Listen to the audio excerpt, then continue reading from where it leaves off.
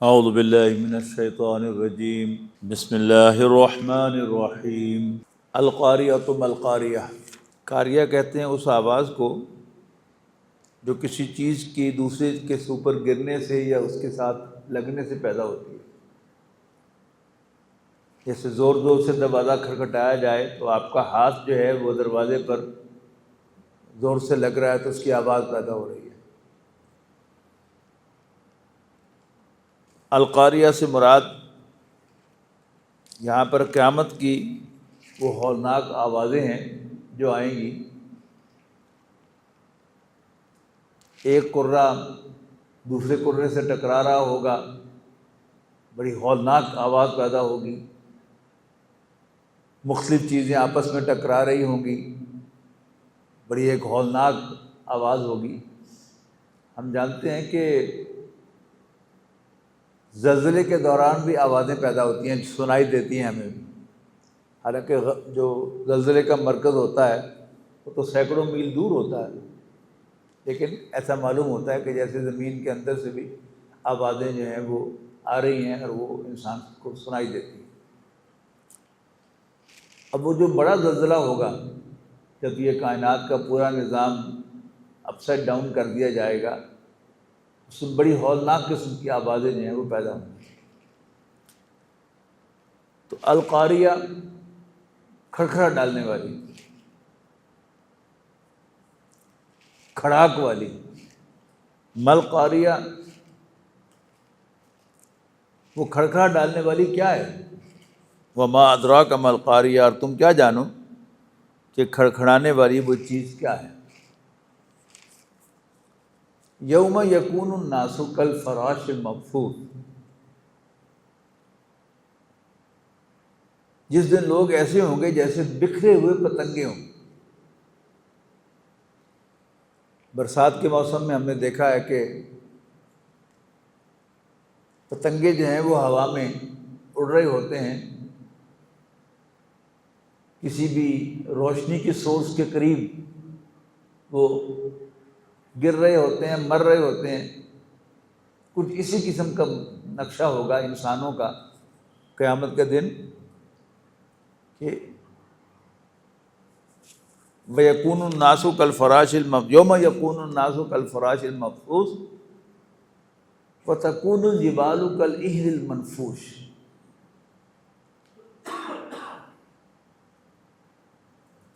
عہن کہتے ہیں رنگی ہوئی رون کو، یعنی اگر آپ نے کسی پینجے کی دکان میں کبھی آپ کو جانے کا اتفاق ہوا ہو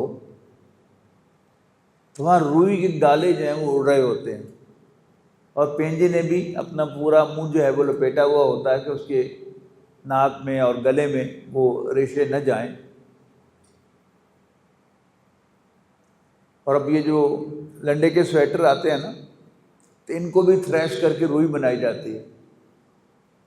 تو ان میں کبھی مجھے جانے کا اتفاق تو نہیں ہوا، اب میں سے شاید کسی کو جانے کا اتفاق ہوا ہو، کیونکہ وہ کلرڈ سویٹرز ہوتے ہیں، لہٰذا ان سے جو روئی بنے گی وہ بھی رنگدار ہوگی۔ پہاڑ جو ہیں جب یہ تھریش کیے جائیں گے تو وہ رنگ برنگے ریشے جو ہیں بن کر اڑیں گے۔ یہ جو پتھر ہم استعمال کرتے ہیں وہ بتاتا ہے کہ پتھر کوئی یونیفارم چیز نہیں ہے، اس سے یہ بھی اندازہ ہوتا ہے کہ یہ تہ بتہ بنا ہے۔ جب نئی نئی موٹر وے بنی تھی اور پہاڑ کاٹے گئے تھے تو بہت صاف جو ہے وہ لہریں پہاڑوں کی نظر آتی تھی مختلف رنگوں کی، لہذا جب یہ تھریش کیے جائیں گے پہاڑ تو رنگی ہوئی اور دھنی ہوئی ان کی مانند ہوں گے کہ منفوش یہ دھنی ہوئی مراد ہے، تھریش کی ہوئی، اور اہن رنگدار اون۔ فَأَمَّا مَنْ ثَقُلَتْ مَوَازِينُهُ، تو جس کے اعمال کے وزن بھاری نکلیں گے، یعنی کوئی اللہ تعالیٰ کا وہاں کوئی سٹینڈرڈ ہے سب سے پہلی بات نوٹ کیجیے گا، قرآن مجید میں اعمال کی گنتی کا کہیں ذکر نہیں ہے، جبکہ عام طور پر ہمارے ہاں اعمال کی گنتی جو ہے وہ بڑی اہمیت کی حامل ہوتی ہے کہ خانہ کعبہ میں پڑھی ہوئی ایک نماز جو ہے وہ 1,00,000 کے برابر ہے، اور مسجد نبوی میں پڑھی ہوئی 50,000 کے برابر ہے۔ قرآن مجید میں اس کے مقابلے میں وزن اعمال کا ذکر ہے۔ اب جو اعمال کا وزن ہے وہاں پر وہ کئی زاویوں سے ہوگا۔ انسان کو اللہ تعالیٰ نے جو صلاحیت عطا کی ہیں اس کے مطابق اس کو جانچا جائے گا۔ پھر جن سرکمسٹانسز میں انسان کو رکھا گیا ہے اس کے بھی انپٹ ہوگا اس میں۔ یعنی ایک 10 روپے خیرات کرنا ہے، گاڑی آپ جا رہے ہوتے ہیں تو کسی ٹریفک سگنل پر کوئی رکتا ہے تو آپ دیکھتے ہیں کہ آپ کے ڈرائیور نے نکال کے اس کو 10 روپے دے دیے۔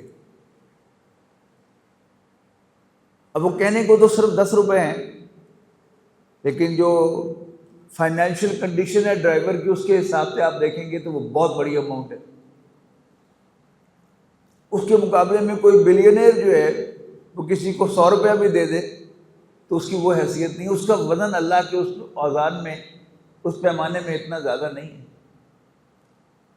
پھر اللہ تعالیٰ نے کسی کو پیدائشی طور پر بڑی صلاحیتیں دے کر بھیجا ہے۔ اب اپ ٹو دی مارک وہ جس صلاحیتیں اللہ نے دی ہیں وہ اس کے برابر اس نے پرفارم نہیں کیا تو بھی وزن کم ہو گیا، اور اس کے مقابلے میں کسی کو اللہ تعالیٰ نے کوئی ذہنی صلاحیت تو نہیں دی تھی لیکن اس نے کام بہت کیا، اللہ کی نظر میں اس کی ویلیو بڑھ گئی۔ یعنی یہ ڈائمینشنز کو گننا ممکن نہیں ہے کہ وزن کی کتنی ڈائمینشن ہوگی، کہ اللہ تعالیٰ کا ایک معیار ہے، ہر شخص کے بارے میں علیحدہ علیحدہ ہے۔ اگر وہ اس معیار پر پورا اتر گیا اور اس فریم میں اس کے اوزان پورے ہو گئے، وہ کیا ہے؟ وہ کامیاب انسان ہے۔ تو فَأَمَّا مَنْ ثَقُلَتْ مَوَازِينُهُ، اور جس کے اعمال کے وزن بھاری نکلیں گے، فَهُوَ فِي عِيشَةٍ رَاضِيَةٍ، تو وہ دل پسند عیش میں ہوگا۔ وَأَمَّا مَنْ خَفَّتْ مَوَازِينُهُ، اس کے مقابلے میں جس کے اعمال ہلکے رہیں گے، یعنی وہ جو اللہ تعالیٰ نے اس کے لیے اسٹینڈرڈ مقرر کیا ہے کامیابی کا، اس میں پیمانے میں وہ پورے نہیں اتریں گے، فَأُمُّهُ هَاوِيَةٌ، تو اس کا ٹھکانہ ہاویہ ہوگا۔ ہاویہ کیا ہے؟ گڑھا۔ وَمَا أَدْرَاكَ مَا هِيَ، اور تم کیا سمجھے کہ وہ گڑھا کیا ہے؟ نارٌ حامیہ، دہتی ہوئی آگ ہے، یعنی آگ کا گڑھا ہے جس کا یہاں پر تذکرہ ہے۔ بسم اللہ الرحمن الرحیم۔ الہاکم التکاثر،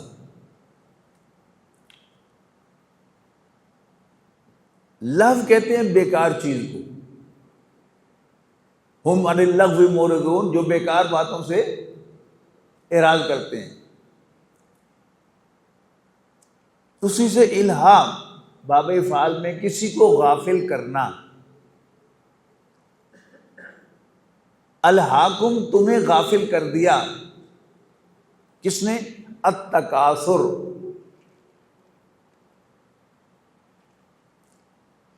طلب کی خواہش میں، اور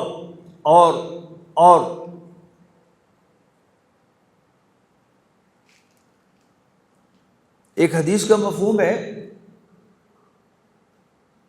کہ انسان کے پاس اگر 2 خزانے ہوں تو وہ تیسری کی خواہش کرتا ہے، 3 ہو تو چوتھی کی خواہش کرتا ہے۔ تو نبی اکرم صلی اللہ علیہ وسلم فرماتے ہیں کہ اس کا پیٹ جو ہے وہ تو آگ ہی بھر سکتی ہے، یہ مٹی بھر سکتی ہے قبر کی، سوری مٹی کا ذکر ہے کہ قبر کی مٹی اس کی خواہش کے اس کے پیٹ کو بھر سکتی ہے، ورنہ اس کی خواہش کبھی ختم نہیں ہوتی۔ مال اور دنیا کے اسباب، جب تک انسان کانشیسلی ان پر بریک نہ لگائے کہ نو مور، اس وقت تک انسان کے اندر وہ خواہش رہتی ہے اور انسان پرسو کرتا رہتا ہے.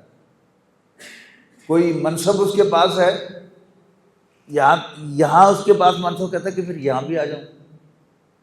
اس کے پاس کروڑوں ہیں تو کہتا ہے اربوں بھی ہو جائے. اس کی 4 ملیں ہیں تو کہتا ہے 10 ہو جائے. یہ کیا ہے؟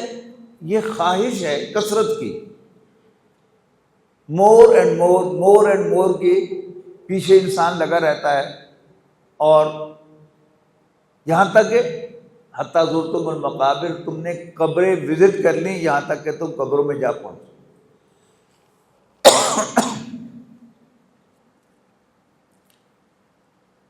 کلا. اچھا، اب عجیب بات یہ ہے کہ جو انسان کی عمر زیادہ ہوتی ہے، اگر انسان نے بریک نہیں لگائی ہوئی تو پھر بڑھاپے میں جا کر اس کی یہ خواہش اور زیادہ بڑھ جاتی ہے. سورۃ حدید میں ہم پڑھ کے آئے ہیں جہاں انسان کی 5 سٹیجز کا تذکرہ ہے، تو آخری سٹیج کیا ہے؟ وَتَكَاثُرٌ فِي الْأَمْوَالِ وَالْأَوْلَادِ.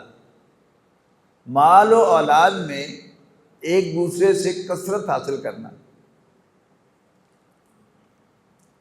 تو الہاکم التکاثر، تمہیں کثرت کی خواہش نے غافل کر دیا دنیا سے، ہر چیز سے. یہ دنیا کی تو کثرت ہے، یعنی آخرت سے غافل کر دیا. ہم سب جا کدھر رہے ہیں؟ وہ تو قبروں کی طرف جا رہے ہیں. اس دنیا میں میری منزل بھی قبر ہے، آپ سب کی بھی منزل قبر ہے، لیکن ہماری خواہش اس دنیا کی ہے. تو وہ خواہش وہ جب انسان مرتا ہے تب ختم ہوتی ہے، ورنہ انسان کی وہ خواہش ختم نہیں ہوتی جب تک کہ وہ آخرت کو اپنے سامنے نہ رکھے اور بریک نہ لگائے باقاعدہ کہ نہیں بس اس سے زیادہ میں نے نہیں کرنا.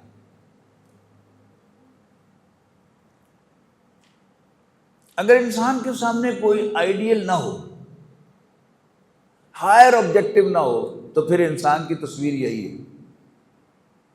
جب اس کے سامنے کوئی ہائر آبجیکٹو ہوتا ہے کہ میں نے دین کا کام کرنا ہے، میں نے دین کی دعوت کا کام کرنا ہے، میں نے اللہ کے دین کے غلبے کے لیے جدوجہد کرنی ہے، تب تو انسان جو ہے اس کثرت سے جان چھڑا سکتا ہے اس خواہش سے. ورنہ اگر وہ سامنے نہیں ہے، آخرت کی کامیابی سامنے نہیں ہے، تو پھر انسان دنیا کا کتا بن کر ہی رہے گا.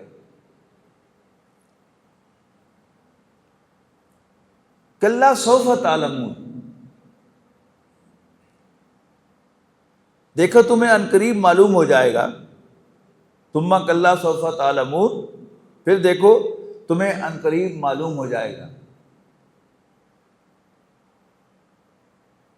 یہاں کلا جو ہے اس کے لفظی معنی ہوتے ہیں ہرگز نہیں. یہاں جو ہے وہ پنجابی میں وہ چھڈو، یعنی یہ چھڈو کے معنوں میں اگر آپ کریں گے تو پھر اس کا کوئی خاص ترجمہ نہیں ہے. دیکھو تمہیں عنقریب معلوم ہو جائے گا. ان کو ایک طرف رکھو ساری باتوں کو، تمہیں عنقریب پھر معلوم ہو جائے گا. کلا لو تعلمون علم الیقین. دیکھو اگر تم جانتے، یعنی علم یقین رکھتے تو غفلت نہ کرتے. یہ یقین کی 3 سطحیں ہیں. ایک ہے قیاس، کہ آپ کو دھواں نظر آیا آپ کہیں گے معلوم ہوتا ہے وہاں آگ لگی ہوئی ہے. یہ کیا ہے؟ یہ قیاس ہے. دھوئیں کو دیکھ کر آپ نے قیاس کیا، پھر آپ خود بالفعل وہاں پر چلے گئے تو آپ نے اپنی آنکھوں سے آگ لگی ہوئی دیکھ لی، تو اب عین الیقین حاصل ہو گیا کہ آنکھ سے آپ نے دیکھ لیا. لیکن آج ہم ڈرائنگ روم میں دیکھتے ہیں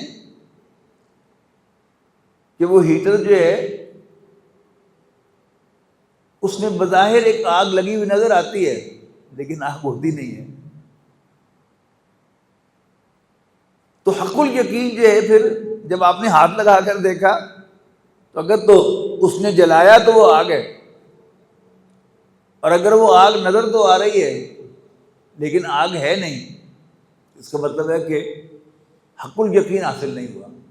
وہ ہیٹ کسی اور سورس سے آ رہی ہے لیکن بظاہر وہ کوئلے جلتے ہوئے نظر آ رہے ہیں، شعلے اٹھتے ہوئے نظر آ رہے ہیں، لیکن حقیقت میں وہ آگ نہیں ہے۔ یہاں ذکر کیا کہ کلا سوف تعلمون، کلا لو تعلمون علم الیقین لترون الجحیم، تم ضرور دوزخ کو دیکھو گے، ثم لترونها عین الیقین، اور پھر تم اسے یقین کی آنکھوں کے ساتھ دیکھو گے، ثم لتسألن یومئذ عن النعیم، پھر اس روز تم سے نعمتوں کے بارے میں پوچھا جائے گا کہ تم نے ان کا شکر کتنا ادا کیا۔ اب کون کون سی نعمت ہے جس کے بارے میں شکر کیا جائے گا؟ ایک ایک ناخن، ایک ایک بال،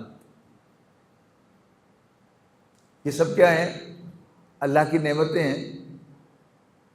آنکھ، کان، ہاتھ، ناک، منہ، زبان، گنتے چلے جائیں، ہڈیاں، ان کے جوڑ، ان میں ذرا ایک چیز جو ہے کہیں بگڑ جائے تو دن میں تارے نظر آ جاتے ہیں، اور ہم سال ہا سال سے ان نعمتوں کو اویل کر رہے ہیں بغیر ان کا شکر ادا کیے۔ عام طور پر جب قیامت کا تصور آتا ہے تو ابھی ہم نے پڑھا وزن اعمال، ہم اعمال ہی کا تذکرہ ہمارے ذہن میں آتا ہے کہ اس کے نیک عمل اچھے ہوئے کہ برے ہوئے، اس لیے میں نے ترجمہ کیا کہ جو سٹینڈرڈ اللہ تعالیٰ نے سیٹ کیا ہے اسی میں یہ شکر کی ڈائمنشن بھی شامل کر دیجیے، تو پھر ہم میں سے پاس تو کوئی ہو نہیں سکتا۔ اللہ تعالیٰ کی مہربانی شامل حال ہوگی تو اللہ تعالیٰ ہمارے گناہوں کو بخش دے گا تو ہم جنت میں جائیں گے انشاءاللہ، لیکن خالص حساب کتاب کے اعتبار سے ہماری کوئی حیثیت نہیں، اور پھر اس میں نعمتوں کے بارے میں اگر سوال شروع ہو گیا پھر تو ہم میں سے کوئی جو ہے وہ بچنے والا نہیں۔ میں نے پہلے بھی عرض کیا تھا کہ ایک دفعہ واک کرتے ہوئے میں گر گیا، میری یہ انگلی فریکچر ہو گئی، ابھی تک سیدھی نہیں ہوئی، اور پھر مجھے احساس ہونا شروع ہوا کہ یہ انگلی کتنی امپورٹنٹ تھی۔ گرفٹ جو ہے یوں کر کے پکڑتے ہیں، اصل زور یہی انگلی لگاتی ہے۔ اب یہ انگلی چونکہ مڑتی نہیں ہے پوری، لہذا گرفٹ نہیں۔ منرل واٹر کی بوتل میں نہیں کھول سکتا، اس لیے آپ غور کرتے ہیں نا کہ قاری صاحب جو ہے مجھے کھول کے دے کے جاتے ہیں لاک توڑ کے، کہ اس لیے مجھے دقت ہوتی ہے ورنہ دانتوں سے کھولنا پڑتا ہے۔ پھر مجھے احساس ہوا کہ 67 سال میری عمر ہو گئی اور میں نے کبھی اس انگلی پر شکر ادا کیا ہی نہیں تھا۔ پھر ایک دن میں نے جو ہے وہ پاؤں کی ٹو سے لے کر یا اللہ تیرا شکر، یا اللہ تیرا شکر، یا اللہ تیرا شکر کیا، تو یہ کیا شکر ادا کیا میں 67 سال کے بعد۔ تو اللہ تعالیٰ کی نعمتوں کا حساب، باقی سب اعمال کا حساب ایک طرف چھوڑ دیں، صرف نعمتوں کا جو حساب ہے وہ ہم میں سے کوئی شخص دے نہیں سکتا، ٹھیک ہے نا؟ بسم اللہ الرحمن الرحیم، والعصر ان الانسان لفی خسر، زمانے کی قسم ہے کہ انسان گھاٹے میں ہے، خسارے سے دوچار ہونے والا ہے، الا الذین آمنوا وعملوا الصالحات، سوائے ان کے جو ایمان لائیں، مان لیں، حق بات کو تسلیم کر لیں، وعملوا الصالحات، اکارڈنگلی عمل کریں، وتواصوا بالحق وتواصوا بالصبر، اور آپس میں اسی حق کی تلقین کریں ایک دوسرے کو، اور ایک دوسرے کو صبر کی تلقین کریں، ثابت قدمی کی تلقین کریں۔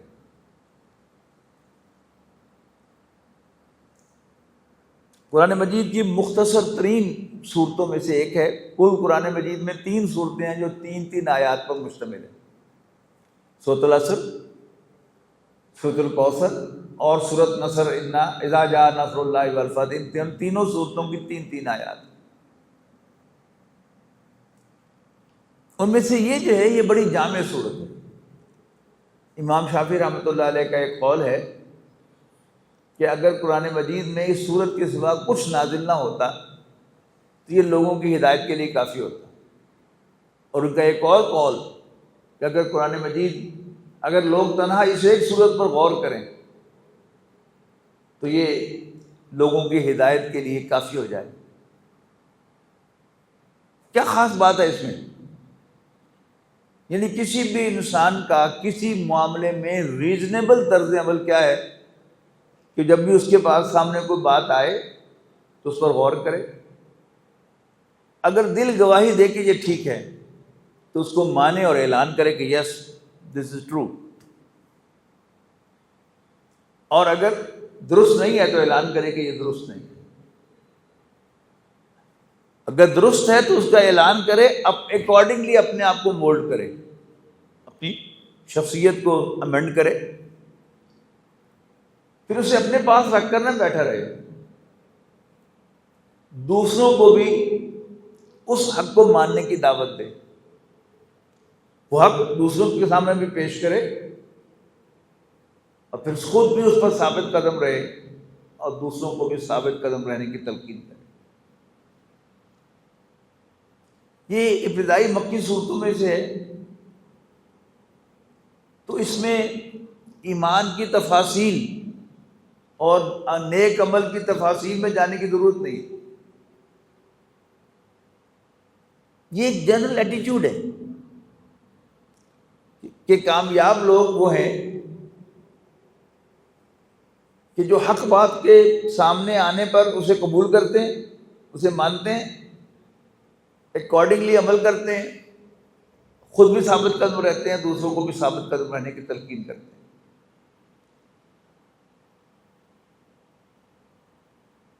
کسی بات کو حق ماننے کا لازمی تقاضا یہ ہے کہ آپ خود بھی اس کے مطابق بدلیں اور دوسروں کو بھی اس کی تلقین کریں. اور پھر حق بات جب بھی دنیا میں آتی ہے، اگر آپ حق کے ساتھ کھڑے ہوں گے تو لازماً آپ کو مشکلات پیش آئیں گی. نہیں، اپنی جاب میں آپ دیکھ لیں کہ اگر آپ حق پر کھڑے ہوتے ہیں تو پھر آپ کے لیے مشکلات آتی ہیں. چھوٹے چھوٹے معاملات میں بھی مشکلات آتی ہیں. کوئی بڑا نظریہ نبی کی دعوت تو بہت دور کی بات ہے. چھوٹے چھوٹے معاملات مشکلات آئیں بھی نہ بے شک، لیکن محسوس ہوگا کہ اگر میں ایسا کروں گا، حق کے ساتھ کھڑا ہوں گا تو مشکل آئے گی. ایک پھل بیچنے والا دکاندار ہے، وہ سمجھتا ہے کہ اس گچھے میں کچھ کیلے جو ہیں وہ کچھ گلے ہوئے ہیں. حق کا تقاضا کیا ہے کہ نبی اکرم صلی اللہ علیہ وسلم کی سنت کے مطابق وہ نقص بتا کر بیچے. حق کا تقاضا تو یہی ہے. لیکن وہ سمجھتا ہے کہ اگر میں حق جو ہے وہ بیچتے ہوئے ریویل کروں گا کہ اس گچھے میں گلے ہوئے کیلے ہیں تو کون خریدے گا، میں اپنے بچوں کو کچھ کھلانے کے لیے کہاں سے لے کے جاؤں گا. یہ چھوٹی سی بات ہے. اور بڑے معاملات جو ہیں ان میں یہ چیز جو ہے وہ ملٹی پلائی ہو جاتی ہے. لیکن ہے بنیادی طور پر ایک ہی بات کہ زمانے کی قسم ہے کہ تمام انسان گھاٹے میں ہے سوائے ان کے کہ جو مانے، اکارڈنگلی اپنے آپ کو مولڈ کریں، اسی حق کی دوسروں کو دعوت دیں اور اس حق پر خود بھی ثابت قدم رہیں اور دوسروں کو بھی ثابت قدم رہنے کی تلقین کریں. بسم اللہ الرحمن الرحیم. ویل لکل ہمزۃ لمزہ. یہ حمز اور لمز، اس کے بارے میں مخالف اقوال ہیں لوگوں کے. کچھ کے نزدیک ہمزہ جو ہے یہ منہ پر جو کی جانے والی اخلاقی برائیاں ہیں، اور لمزہ پیٹھ پیچھے کی جانے والی برائیاں ہیں. کچھ اہل نحو کے نزدیک الٹ ہے بالکل. ان کے نزدیک لمز جو ہے یہ منہ پر کہی جانے والی برائیاں ہیں، اور ہمز جو ہے پوٹ پیچھے کی جانے والی برائیاں ہیں۔ پیٹھ پیچھے کی جانے والی برائیاں غیبت، ٹو لگانا، کسی کے بارے میں گمان قائم کرنا، اور منہ پر تانا زنی، برا بھلا کہنا، گالی دینا۔ تو ہر چغل خور کے لیے اور ایک دوسرے کو تانے دینے کے لیے کیا ہے؟ خرابی ہے۔ کنیکشن بڑا زبردست ہے۔ کون؟ الذی جمع مالا وعددا، یعنی یہ وہی تسلسل ہے سورہ حاقہ والا، کہ جب انسان اللہ تعالیٰ کو رازق نہیں مانتا اور اس زندگی کو امتحان نہیں مانتا، تبھی تو وہ اور کی کثرت کرتا ہے، آخرت کو نہیں مانتا تو اور یہی دنیا ہے، اور کی رٹ لگی ہوئی ہے۔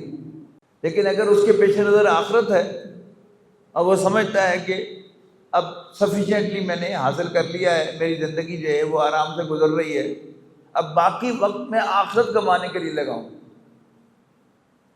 اچھا، اب وہی جو نیگیٹیوٹی ہے بڑھتے بڑھتے پھر کیا ہوگا؟ حسد، اس کو کیوں زیادہ مل گیا، مجھے کیوں نہیں ملا؟ وہ کوئی عزت والا ہے، ذرا اس کی چغلی کی جائے، اس کے خلاف غیبت کی جائے، وہ عزت جو اسے اللہ نے دی ہے وہ مجھے ملنی چاہیے تھی۔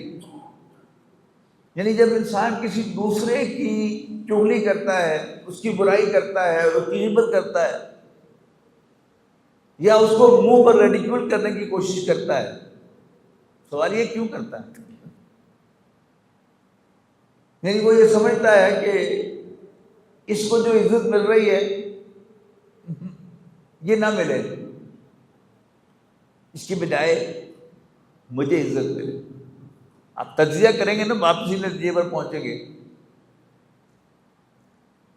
یعنی جس شخص کو اس کا کوئی ہائر آبجیکٹو ہوگا، اس کو یہ چیز لیسٹ بادر کرتی ہے کہ وہ عزت والا ہے دنیا میں اور میں کم ہوں، اس کے پاس پیسہ زیادہ ہے، میرے پاس کم ہے۔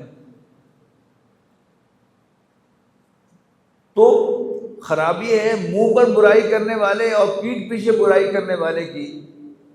الذی جمع مالا وعددا، وہ جو مال جمع کرتا اور اس کو گن گن کر رکھتا ہے۔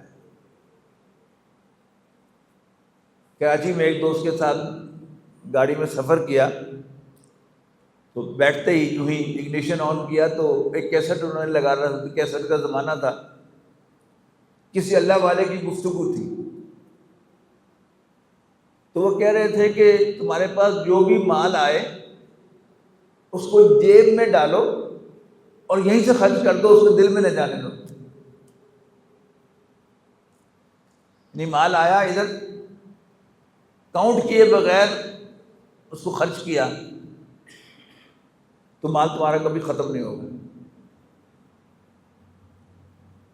تو الذی جمع مالا وعددا، وہ جو مال جمع کرنے کی حرص، اور پھر وہ حساب لگاتا رہتا ہے، اچھا اب میں ہزاروں کا مالک ہو گیا ہوں تو لاکھوں کا کب مالک ہوں گا، لاکھوں کا ہو گیا ہوں کروڑوں کا کب مالک ہوں گا، ایک گھر تو میں نے تعمیر کر لیا ہے، دوسرا گھر میں کب تعمیر کروں گا۔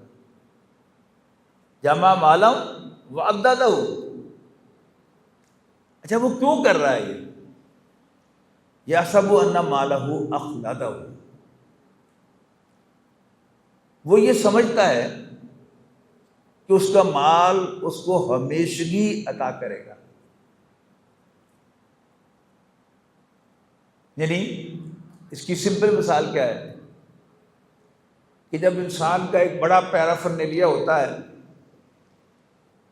تو وہ یہ گمان کرتا ہے کہ یہ میرا سب کچھ کبھی تباہ نہیں ہو سکتا، میرے 10 قسم کے کاروبار ہیں تو یہ سارے کے سارے کیسے تباہ ہوں گے؟ لیکن اللہ تعالیٰ قادر ہے کہ وہ سارے تباہ کر دے۔ پھر وہ یہ سمجھتا ہے کہ کیونکہ میرے پاس پیسہ ہے لہذا میں اعلیٰ سے اعلیٰ علاج خرید سکتا ہوں، لیکن کیا صاحب ثروت لوگ نہیں مرتے؟ بالکل مرتے ہیں۔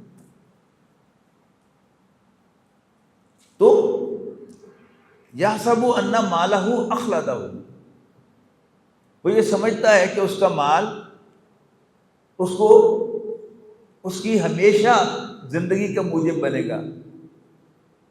کلا، نو وے، ناٹ ایٹ آل، لَيُنبَذَنَّ فِي الْحُطَمَةِ، وہ ضرور حطمہ میں ڈالا جائے گا۔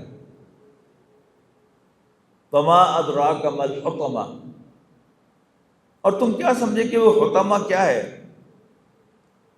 نار اللہ الموقدہ، وہ ایک بھڑکائی ہوئی آگ ہے۔ الذی تطلع علی الافئدہ، جو دلوں کو جا پہنچے گی۔ یعنی جیسے میں نے کہا نا کہ مال کو دل میں نہ جانے دو، بس جیب میں ڈالو، یہیں سے خرچ کر دو۔ اگر وہ دل میں چلا گیا تو پھر اس کے نقصان کا بھی محسوس زیادہ ہوگا، اور وہ جو اندر حرص ہے وہ بھی ہمیشہ رہے گی، اس لیے کہ مال دل میں جا رہا ہے۔ پھر یہاں جو آگ کا دل میں پہنچنا ہے یہ بھی بہت عام ہے، کہ انسان جل جائے لیکن دل مطمئن ہو، ایسا امکان ہے نا؟ بہت سے لوگ ہیں کہ جن پر تکلیفیں بہت ہوتی ہیں لیکن وہ مطمئن ہوتے ہیں۔ اس آگ کی خاص بات یہاں بیان کی گئی ہے کہ یہ دل کو جائے گی۔ التی تطلع علی الافئدہ، جو دلوں پر جا لپٹے گی۔ انہا علیہم موصدہ، اور وہ اس میں بند کر دیے جائیں گے۔ لفظی ترجمہ ہوگا اور وہ ان پر بند کر دی جائے گی۔ اس میں جو فرنس کا تصور ہے، آپ یہ دیکھیں کہ جو اوپن آگ ہے اس سے ہیٹ لاس ہوتا ہے، اسی لیے فرنس بنائی جاتی ہے تاکہ ایک بند پریشر کوکر کا تصور بھی یہی ہے کہ اگر اوپن ہے، آپ نے دیکھ رکھا ہوا ہے، پتیلا رکھا ہوا ہے چولہے کے اوپر اور اس کا ڈھکن نہیں ہے تو اس میں ہیٹ لاس ہو رہا ہے، پانی کو بوائل ہوتے دیر لگے گی۔ لیکن اگر آپ ڈھکن بند کریں گے تو جلدی جو بوائل ہو جائے گا۔ پھر اس کو مزید آپ پریشر کوکر کے ساتھ سیل کر دیتے ہیں، تو جو کھانا پریشر کوکر میں پکا ہو، آپ کو معلوم ہے کہ وہ غلطی سے آپ اس کا کوئی آلو یا کوئی بوٹی جو ہے وہ کھا رہے ہیں تو آپ کا تالو جو ہے وہ بری طرح سے جل جاتا ہے، اس لیے کہ اس کا ٹیمپریچر بہت زیادہ ہوتا ہے۔ تو انہا علیہم موصدہ، وہ آگ ان پر بند کر دی جائے گی، فی عمد ممددہ، لمبے لمبے ستونوں میں، یعنی وہ بند ہوگی ان کے اوپر اور اس میں کوئی ہوا انہیں ریلیف دینے کے لیے کہیں سے نہیں آئے گی۔ بارک اللہ لی و لکم فی القرآن العظیم ونفعنی و ایاکم بالآیات و الذکر الحکیم۔ بہت شکریہ۔